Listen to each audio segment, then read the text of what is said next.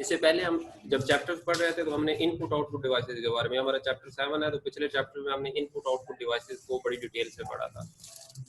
और input output devices में फिर हमने कुछ मेमोरीज के बारे में पढ़ा था, आपको याद होगा हमने रैम की बात की थी, रोम की बात की थी। उसमें से हमने फिर स्टोरेज डिवाइसेस को अलग किया था। फिर हमने कहा था कि वो रोम की कैटेगरी में आती हैं, और इसकी एक एग्जांपल हमने कहा था कि जी हार्ड ड्राइव हो सकती है, मेमोरी कार्ड हो सकते हैं, यूएसबी फ्लैश हो सकती है, फ्लैश ड्राइव हो सकती हैं। तो हम अपनी स्टोरेज डिवाइसेस के बारे में बात करते हैं। तो सबसे पहली चीज जो हमारे माइंड में आती है वो होती है कि स्टोरेज डिवाइसेस। तो स्टोरेज क्या है?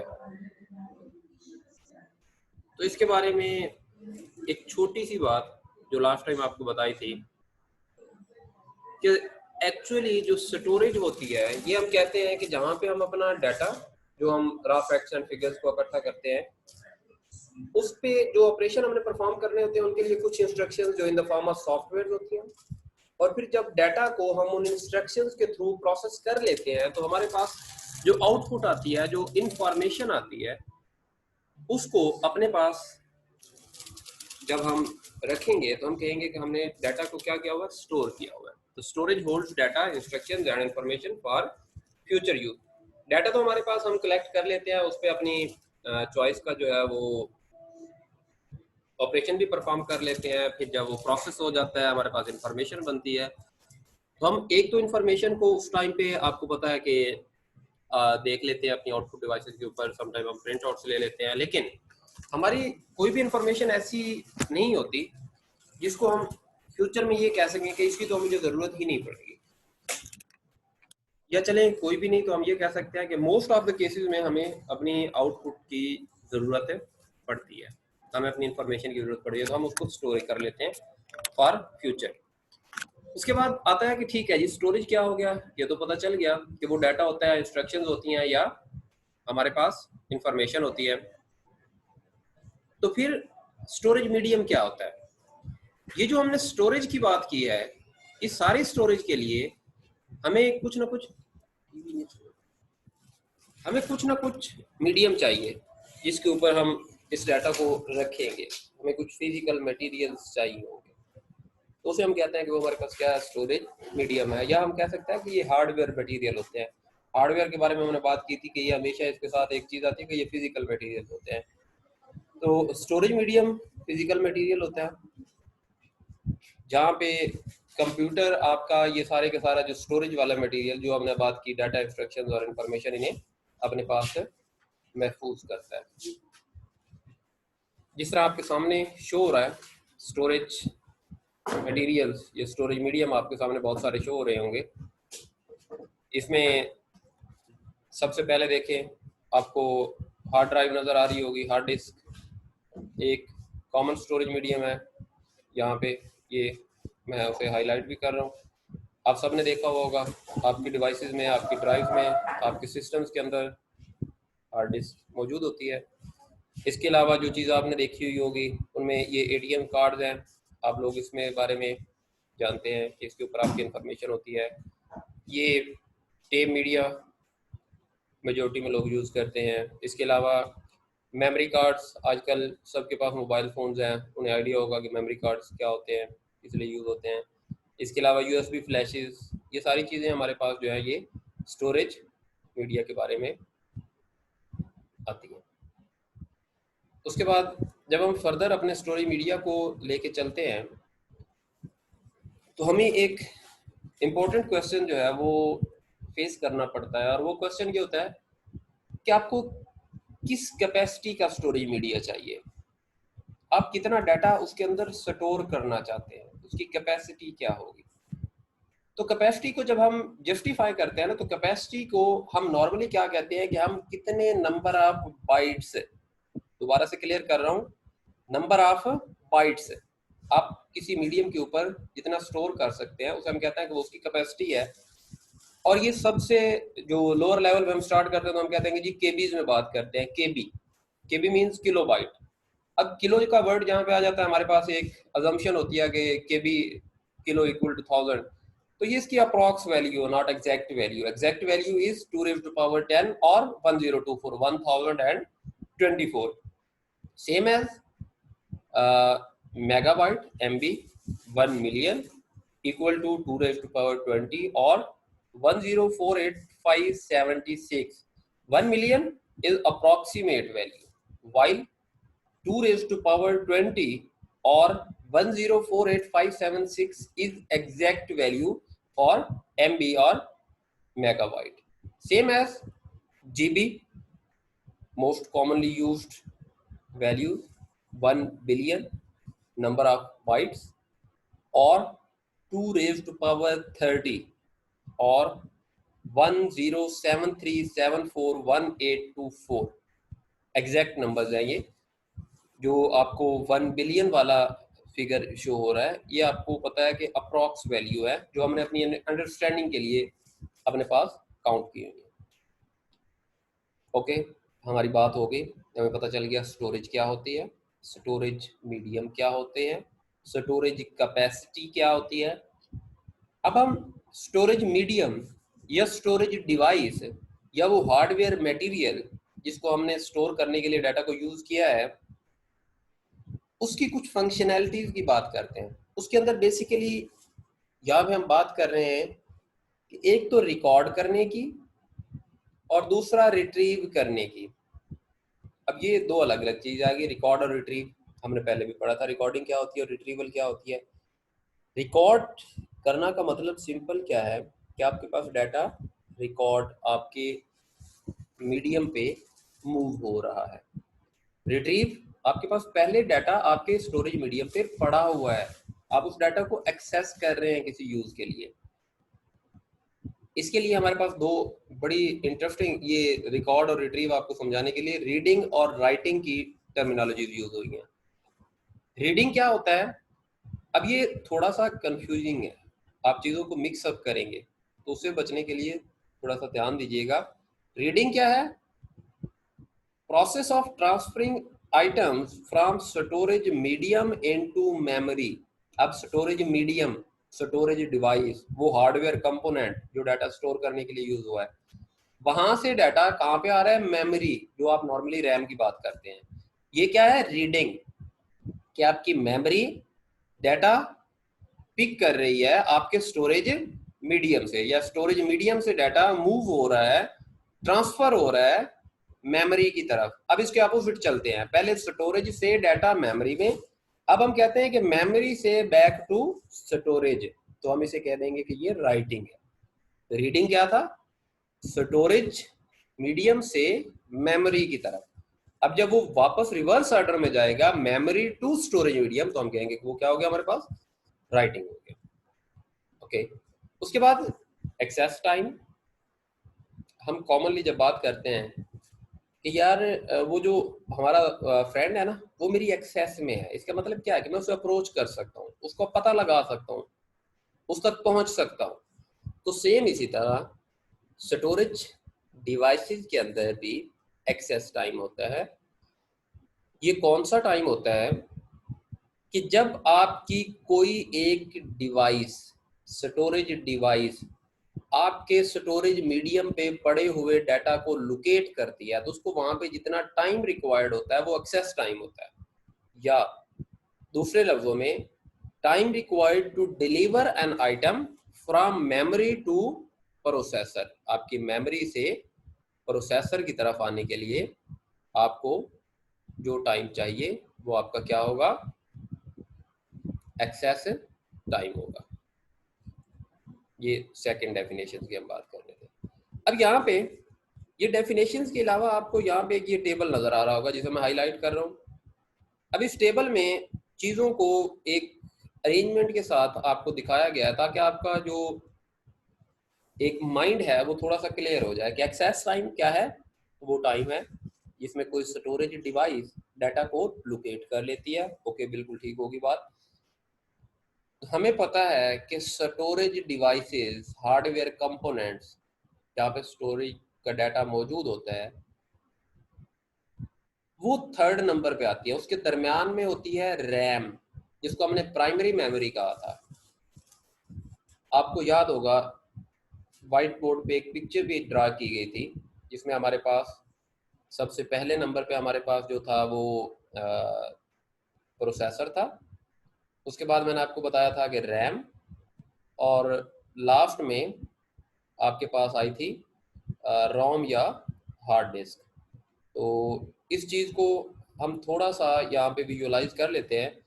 प्रोसेसर के अंदर फिर हमने कहा था कि जी दो मेमोरीज होती हैं, जिसको हमने कहा था L1 एंड L2, यानी कि लेवल 1 और लेवल 2 इनसाइड प्रोसेसर। ये इंस्ट्रक्शंस जो मोस्ट रिसेंट यूज होनी होती है वो इसके पास होती है। और इसके और रैम के दरमियान में हमने कहा था कि एक और कैशे मेमोरी, जिसे हम कहते हैं कि वो लेवल 3 मेमोरी है, वो कैशे मेमोरी यहाँ पे मौजूद होती है। उसके बाद हमारे पास जो नंबर आता है वो आता है ये रैम का हमारे पास। अब रैम क्या करती थी? प्रोसेसर को हर टाइम पे कम्युनिकेट करवाती थी रोम के साथ, इनपुट और आउटपुट डिवाइस, सारी इंस्ट्रक्शंस इसके अंदर आपको पता है कि एक साइकिल था कि रैम से इंस्ट्रक्शंस प्रोसेसर को चाहिए तो वो वाया सॉरी रोम से अगर प्रोसेसर को इंस्ट्रक्शन चाहिए तो वो वाया रैम जाएंगी। अगर रोम को कुछ डाटा सेव करना है प्रोसेसर से तो वो वाया रैम ही रोम तक पहुंच सकता है।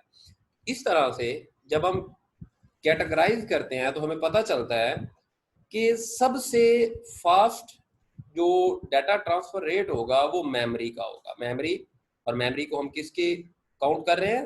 रैम। इसका डाटा रेट जो होगा वो ट्रांसफर रेट या एक्सेस टाइम वो सबसे शॉर्ट होगा, सबसे जल्दी यहाँ से डाटा पहुंचाया जा सकता है। ओके। उसके बाद सेकंड पे हार्ड ड्राइव का होगा। हार्ड ड्राइव के अंदर क्या होता है आपको पता है कि आपका ऑपरेटिंग सिस्टम या जो विंडोज आपकी होती है वो मौजूद होती हैं, डिफरेंट सॉफ्टवेयर जो यूजर के लिए होते हैं, इसके अलावा यूजर का अपना डाटा, उस डाटा की प्रोसेस्ड फॉर्म या इंफॉर्मेशन, और फोटोज, म्यूजिक या वीडियोस, बैकअप्स, एक्स वाई जी एनीथिंग जो हम स्टोर करते हैं अपने हार्ड डिस्क के ऊपर मौजूद होती है। उसके बाद ये तो दो बेसिक चीजें हो गई, दो कंपोनेंट्स हो गए जो हर एक सिस्टम के अंदर है। उसके बाद आपको पता है कि आप जब कोई चीज कहीं दूसरी जगह से कॉपी करके लाते हैं तो उसके लिए आप यूज करते हैं मेमोरी कार्ड या यूएसबी फ्लैश। तो सबसे कम एक्सेस टाइम रैम का है, उसके बाद हार्ड ड्राइव, थर्ड पे मेमोरी कार्ड और यूएसबी, यानी कि जो फ्लैश ड्राइव हैं आपके पास जितनी भी वो सारी की सारी थर्ड पे आती हैं। उसके बाद फोर्थ पे आपके पास आती हैं optical disc. Optical disc means वो सीडी डीवीडीज वगैरह जो आप डाटा को शेयर करने के लिए यूज करते हैं। और लास्ट में आती है टेप। अब ये टेप मीडियम जो है ये नॉट डेज तो आपको पता है कि रेयर ही हो गए हैं, यूज नहीं होते किसी टाइम पे। आपको अगर आप में से किसी को याद होगा तो पुराने टाइम पे जो वीसीआर होते थे उनके अंदर आपको ये डाटा मिलता था इसके अंदर। इसके अलावा ऑडियो डाटा के लिए अभी भी ये कुछ के टेप वाली केसेट्स जो है वो मार्केट में अवेलेबल होती हैं। तो ये सारी की सारी आप, ये हमारे पास एक्सेस टाइम की एक सिनेरियो बन गया, एक समरी बन गई। उसके बाद हमने रैम के बारे में तो बात कर ली, इनपुट आउटपुट डिवाइसेस के साथ भी। उसके बाद जब हम अपने स्टोरेज मीडिया की बात करते हैं, स्टोरेज मीडियम की बात करते हैं, स्टोरेज डिवाइसेस की, हार्डवेयर कंपोनेंट्स की, तो उसके अंदर सबसे पहला नाम अभी हमने एक्सेस टाइम में भी देखा कि वो हार्ड डिस्क का आता है, हार्ड ड्राइव का आता है। अब हार्ड ड्राइव की कंस्ट्रक्शन को हम थोड़ी देर के लिए देखेंगे। इससे पहले वाला पोर्शन हमने लास्ट लेक्चर में भी डिस्कस किया हुआ है, तो यहाँ से ऑनवर्ड हम मजीद देखते हैं थोड़ा सा। हार्ड डिस्क की कंस्ट्रक्शन बड़ी सिंपल है। इसके अंदर कोई, ये जो हमें एक ब्लैक बॉक्स सा नज़र आता है ना, आप में से मेजोरिटी को यहाँ पे अगर व्यू क्लियर है तो आपको नज़र आ रहा होगा, ये आपके सामने शो हो रहा है। ये हमें देखने से लगता है कि बड़ा कोई कॉम्प्लिकेटेड सा है, ये पता नहीं हार्ड डिस्क है। ये हार्ड डिस्क नहीं होता, ये तो एक्चुअली उसका एक कवर है। हार्ड डिस्क तो इसके अंदर मौजूद कुछ कंपोनेंट्स हैं। तो हम देखते हैं कि वो कंपोनेंट्स कौन से हैं, थोड़ा सा हम उन्हें अंडरस्टैंड कर लेते हैं। सबसे पहले वन और मोर, यानी कि एक या एक से ज्यादा फ्लेक्सिबल सर्कुलर प्लेटर्स, बिल्कुल उसी तरह जिस तरह आपने सीडी और डीवीडी देखी हुई है ना, उसी तरह की इसके अंदर प्लेट्स, या ये देखें, ये जहाँ पे मैं क्लिक कर रहा हूँ, ये देखें एक सर्कुलर सीडी आपको नजर आ रही होगी। ये सीडी जो है ये एक या एक से ज्यादा, डिपेंड करता है कि आपकी जो ड्राइव है उसकी क्वालिटी और उसका जो साइज है, स्टोरेज कैपेसिटी है वो कितनी है। उसके बाद इसके ऊपर मैग्नेटिकली डाटा स्टोर होता है, मैग्नेटिक पार्टिकल्स होते हैं जो डाटा को स्टोर करते हैं, इंस्ट्रक्शन को और इंफॉर्मेशन को। अब इसकी थोड़ी सी फर्दर कंस्ट्रक्शन जब हम देखें कि हार्ड ड्राइव की, तो ये देखें, ये वही प्लेट है जो अभी हमने बात की ना सीडी, मेटेलिक सीडी की, मेटेलिक प्लेटर्स की। इसके अंदर डाटा दो तरह से, दो डायरेक्शन में सेव होता है, या तो लॉन्गिट्यूडनल, ये देखें ये लॉन्गिट्यूडनल डाटा आपके सामने सेव हुआ हुआ है, ये लॉन्गिट्यूड, और यहाँ पे perpendicular, up to down, top to bottom. ये डाटा को सेव करने की दो डिफरेंट टेक्निक्स या डायरेक्शंस है जिसमें भी आप डाटा सेव करें। Hard disk can be store data using longitudinal recordings या और परपेंडिकुलर रिकॉर्डिंग्स। ये डिपेंड करता है कि कौन सी रिकॉर्डिंग्स की टेक्निक्स को आप यूज करके डाटा को अपने पास सेव कर रहे हैं। उसके बाद हम जब हार्ड डिस्क को थोड़ा सा डिटेल में पढ़ते हैं तो हमें आइडिया नहीं होता कि वो हार्ड डिस्क के करैक्टरिस्टिक्स कौन कौन से हैं जिसकी बेस पे हम अपनी हार्ड को चेक कर सकते हैं। जब हम किसी वेंडर के पास जाते हैं तो वो हमें कंफ्यूज कर लेता है बातों से। तो अगर हमें कुछ चीज़ों का पता हो तो हम उसे कंफ्यूज कर सकते हैं बेटर वे में।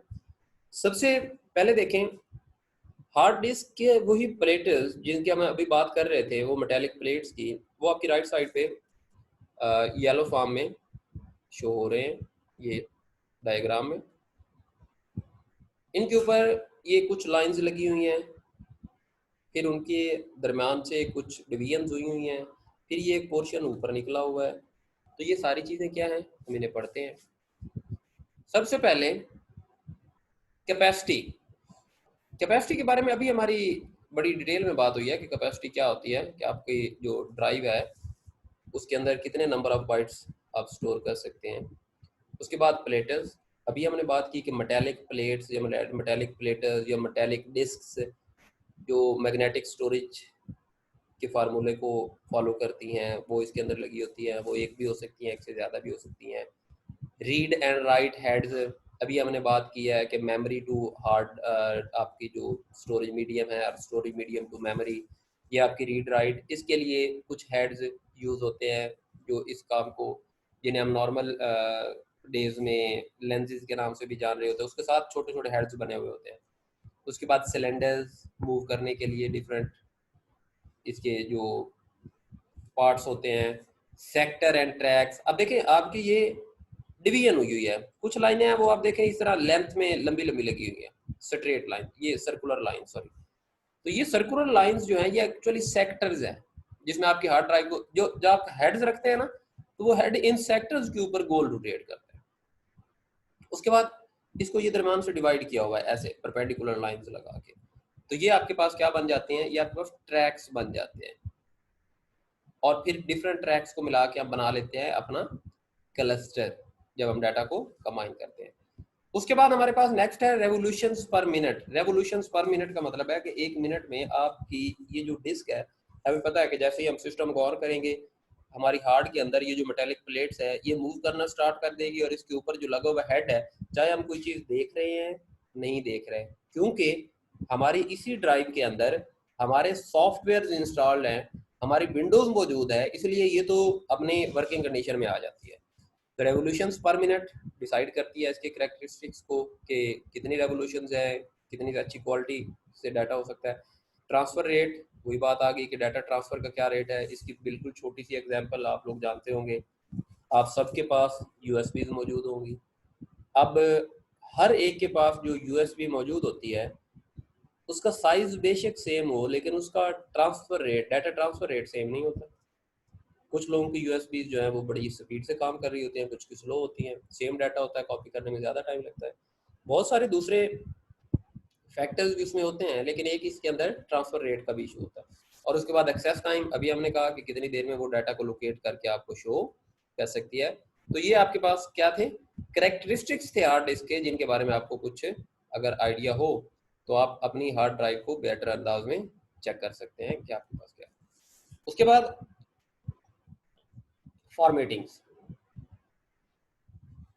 इसकी एग्जांपल हम इस तरह से ले सकते हैं कि जब भी आप अपना कोई परचेज करते हैं ना, लैपटॉप या कंप्यूटर, और उसमें नई विंडोज करते हैं, तो आप सबसे पहले क्या उसकी फॉर्मेटिंग को चेंज करते हैं। फॉर्मेटिंग कैसे, आप सी ड्राइव को अलग करते हैं, डी को अलग करते हैं, ई को अलग करते हैं, और फिर उनको अपनी रिक्वायरमेंट के मुताबिक डिफरेंट साइजेस एलोकेट करते हैं।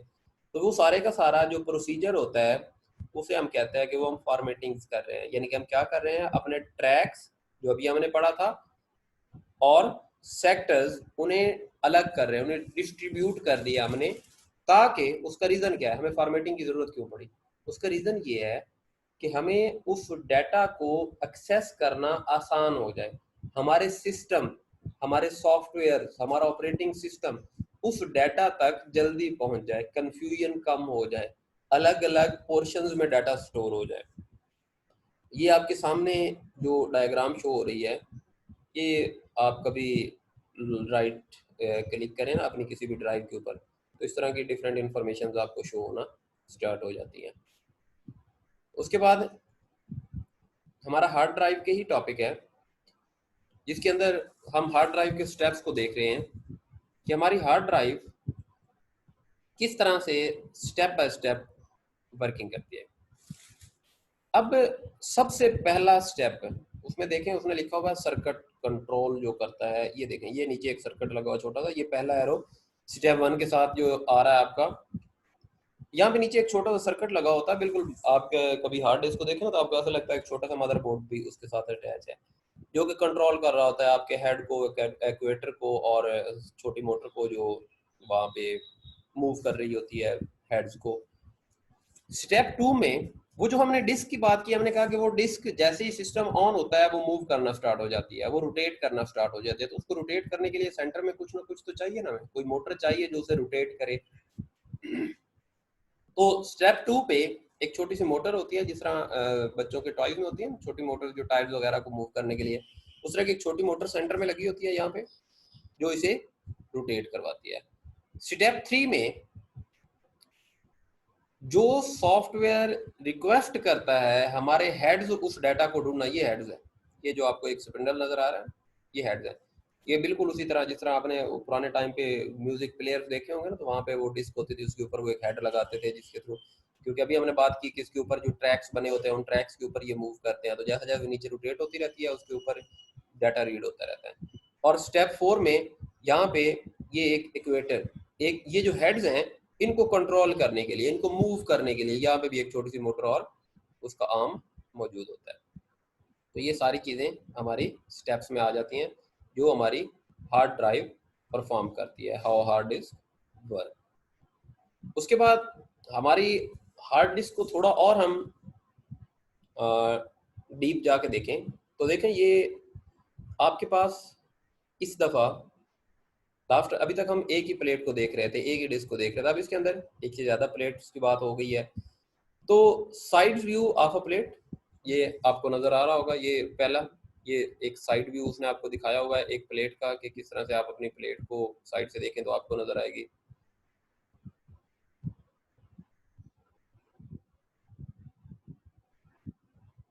उसके बाद आप अपने हेड्स को देखें, तो वहाँ से आपको आपके हेड्स भी नज़र आना स्टार्ट हो जाएंगे कि किस तरह से आपके हेड्स जो हैं वो मूव करते हैं।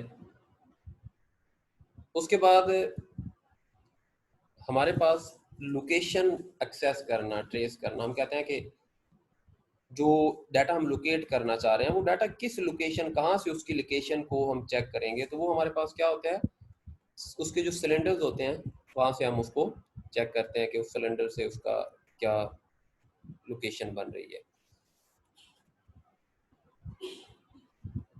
उसके बाद जब आप लोग सीडी, कोई सॉन्ग्स की, मूवीज की सीडीज लेके आते हैं, हमने देखा कुछ टाइम के बाद उसके ऊपर स्क्रैचेस आ जाते हैं। उस स्क्रैचेस एक्चुअल में क्या कर रहे होते हैं, उसके ऊपर जो डाटा स्टोर, जो अभी हम बात कर रहे थे ट्रैक्स की, उन ट्रैक्स को वो डैमेज कर रहे होते हैं। स्लोली स्लोली ग्रेजुअली वो उसकी जो वर्किंग है ना वो स्लो होते होते एक टाइम आता है कि उसका डाटा जो है वो बिल्कुल वहां से खत्म होना स्टार्ट हो जाता है।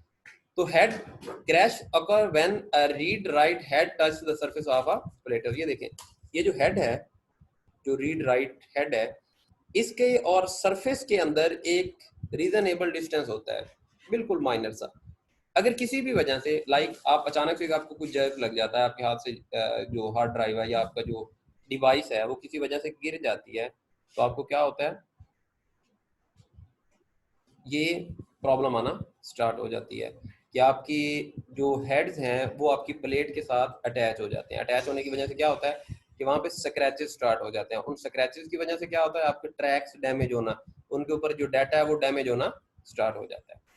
उसके बाद always keep a backup of your hard disk. ये उसका हार्ड डिस्क की जो सिक्योरिटी है उसको, कि अगर अल्लाह ना करे कभी आपके साथ ऐसी सिचुएशन बन जाए तो आपके पास बैकअप कहीं ना कहीं पे उस हार्ड का पड़ा होना चाहिए डाटा का। बैकअप के डिफरेंट वेज होते हैं, आप ऑनलाइन बैकअप्स रखते हैं, इसके अलावा आप डिफरेंट जो हार्डवेयर कंपोनेंट्स हैं, कुछ लोगों के पास फ्लैश ड्राइव्स में होता है, कुछ लोगों ने डिफरेंट हार्ड ड्राइव जो है वो एक्सटर्नल हार्ड ड्राइव बनाई हुई होती है जिसके अंदर आपका डाटा स्टोर होता है। तो मेरे ख्याल में आज फर्स्ट डे है हमारे ऑनलाइन क्लास का, तो इतना काफ़ी है। मैं वन बाय वन आप सबको अनम्यूट करूँगा। आप में से अगर किसी के कुछ क्वेश्चंस हो तो वो काइंडली डिस्कस कर लीजिएगा। अगर कहीं पे आपको प्रॉब्लम हो रही हो या आपके पास कोई सजेशन हो तो वो भी ज़रूर बताइएगा। और मैं दोबारा से रिपीट कर रहा हूँ कि आप लोग अपने नाम के साथ ज्वाइन करते हुए रोल नंबर लाजमी लिखा करें, ताकि आपकी अटेंडेंस लेने में मुझे प्रॉब्लम ना हो, और जब आपकी अटेंडेंस को रजिस्टर पे ट्रांसफ़र करना हो तो उस टाइम पे भी हमारे लिए जो है वो थोड़ी सी आसानी हो सके। तो आप में से ये बेटा जिस जिसके क्वेश्चन है मैं आपको अभी अनम्यूट कर रहा हूँ।